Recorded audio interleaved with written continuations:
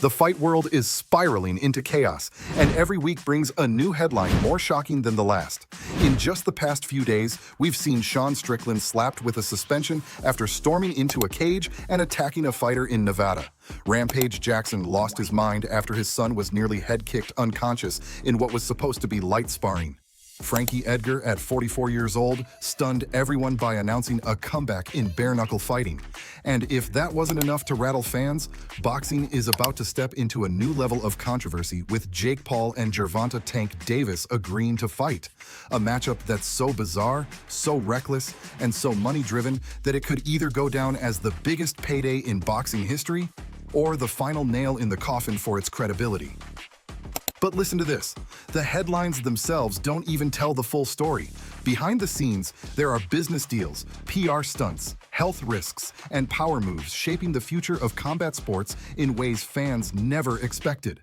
This isn't just a few fighters making noise. This is the start of a new era where chaos sells, reputations are destroyed overnight, and the line between sport and spectacle is thinner than ever. 1. Sean Strickland suspended. Sean Strickland has never been known for self-control, but this time his impulsiveness crossed the line.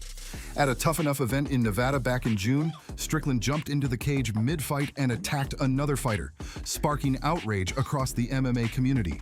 The Nevada Athletic Commission wasn't about to let it slide. The punishment? A 6-month suspension and a $5,000 fine.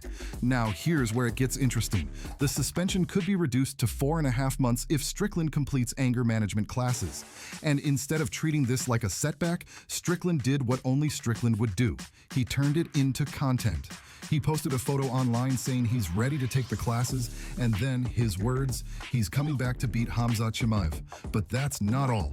By reframing his punishment as a storyline, Strickland might have set himself up for one of the biggest fights of his career. Fans are already buzzing about a potential matchup with Chimaev once he's cleared. And here's the speculation. Did Strickland just turn a mistake into free marketing? Because the UFC knows one thing: chaos sells. And right now, nobody creates chaos quite like Sean Strickland. 2. Fabian Edwards' head kick history. While Strickland was making headlines for all the wrong reasons, another fighter was carving his name into history. Fabian Edwards, the younger brother of UFC welterweight champion Leon Edwards, scored a devastating head kick knockout to win the PFL title. And here's the wild part. It was the exact same move his brother Leon used to shock the world and take the UFC belt from Kamaru Usman. It gets crazier when you think about it. 2 brothers in 2 different promotions, both landing iconic head kick KOs to claim gold. Fans instantly began drawing parallels, and PFL wasted no time promoting it as the Edwards family's signature weapon. But the reason this matters is bigger than one knockout. PFL has been desperately trying to compete with the UFC, and what better way than to market their own version of the Edwards story? Fabian might have just become the face of PFL's push for legitimacy. And if that's the case, we could be looking at a brother rivalry across organizations that sparks new debates about who really owns the future of MMA. 3. Rampage Jackson loses. Let's shift gears to one of the angriest moments of the week. Quinton Rampage Jackson, one of the most charismatic and outspoken legends of MMA, completely lost his cool during a live stream. The reason? His son Roger was nearly knocked unconscious by a spinning head kick during a sparring session that was supposed to be light and controlled. Rampage didn't hold back. He ranted live. "You do not throw spinning head kicks when you're supposed to be going light. If Roger had been the same size, he would have been knocked out, and I'd have been up there fighting that guy myself." But here's the twist. While some fans agreed with Rampage that the sparring partner crossed the line, others argued that this is exactly what tough training looks like. It sparked a bigger conversation. Is modern sparring too dangerous, or is this just the price of preparing for real fights? Rampage's meltdown wasn't just about his son, it was about protecting what he sees as the lost respect of gym culture. And whether you agree with him or not, Rampage once again proved why he's still one of the most entertaining voices in the fight game. 4. Frankie Edgar's shocking return. Speaking of legends, let's talk Frankie Edgar. At 44 years old, after suffering 3 brutal knockout losses to close his UFC career, Edgar shocked fans by announcing he's coming out of retirement. But not for MMA. He's stepping into bare-knuckle fighting with BKFC to face Jimmy Rivera. Edgar explained that he feels rejuvenated training just boxing. No wrestling strain on his neck, no jiu-jitsu stress on his shoulders. In his words, "I used to fight for free with no gloves. Why not get paid for it now?" But listen to this. Some fans think Edgar's decision is less about competition and more about BKFC's business strategy. The promotion has been aggressively signing aging UFC stars to legitimize itself. If Edgar succeeds, BKFC gains credibility. But if he takes another knockout, fans will question whether this is sport or exploitation. 5. Khamzat Chimaev's emotional moment. Not everything this week was chaos and anger. After winning the UFC middleweight title, Khamzat Chimaev was filmed back home in Chechnya, embracing his mother in a tearful moment that spread quickly across social media. For a fighter who usually declares, "I smash everybody," this glimpse of vulnerability resonated with fans worldwide. But it gets crazier when you think about the timing. Was this just a genuine family moment, or was it also strategic PR? The UFC has long been trying to position Khamzat as a global superstar. Showing him not only as a savage in the cage, but as a devoted son could be part of a larger branding play. Either way, it worked. In one clip, Khamzat went from feared destroyer to relatable champion, and that kind of dual image sells big on the world stage. 6. Middleweight title shot drama. Meanwhile, in the middleweight division, the politics are heating up. Renier Ditter openly dismissed Caio Bahalia's chances of getting a title shot, saying Caio hasn't fought this year and doesn't deserve it.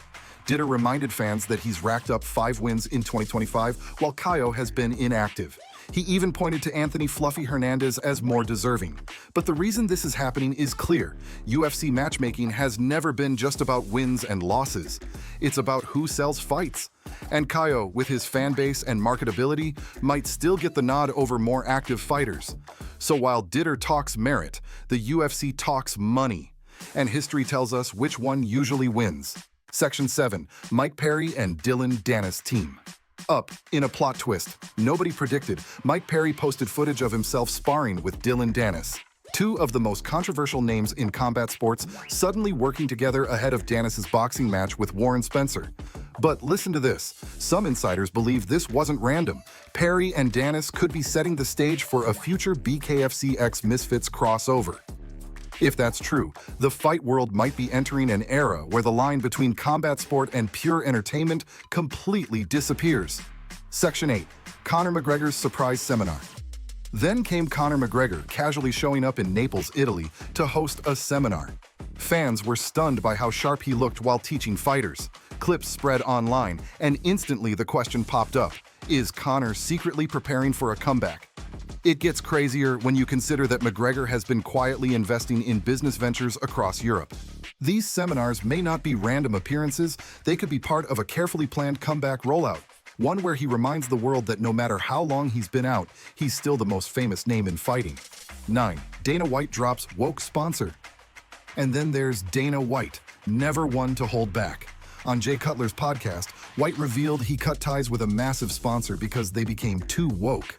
He didn't name the company but said, "They were the worst I've ever dealt with. Their money's not worth the misery."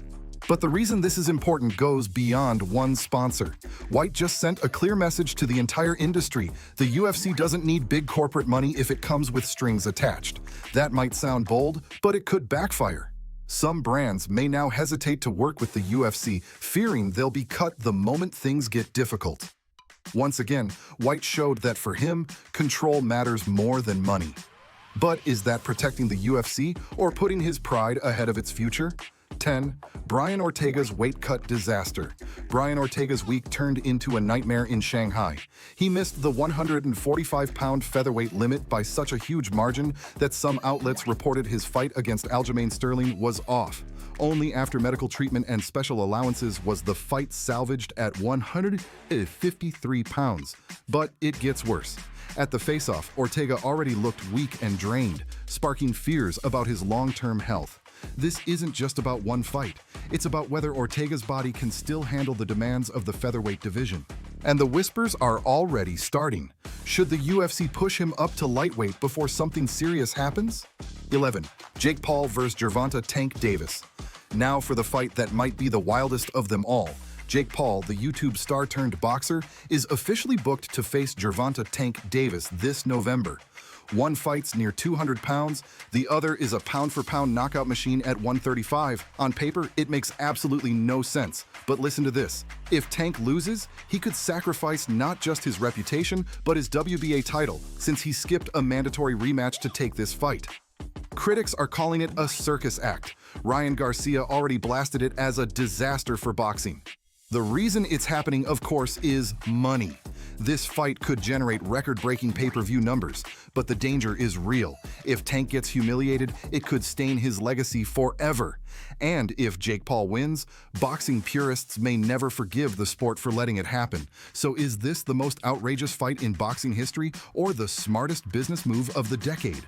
The answer may depend on what happens the moment that first bell rings. Meme Roundup.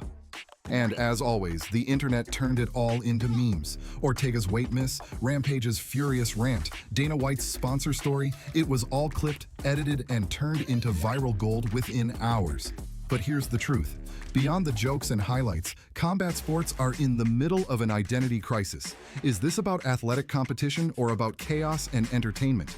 Because right now, it feels like both. Sean Strickland's suspension, Fabian Edwards' head kick, Frankie Edgar's comeback, Hamzat's emotional moment, Dana White's business gamble, and Jake-Paul rewriting the rules of boxing, it's all happening at once.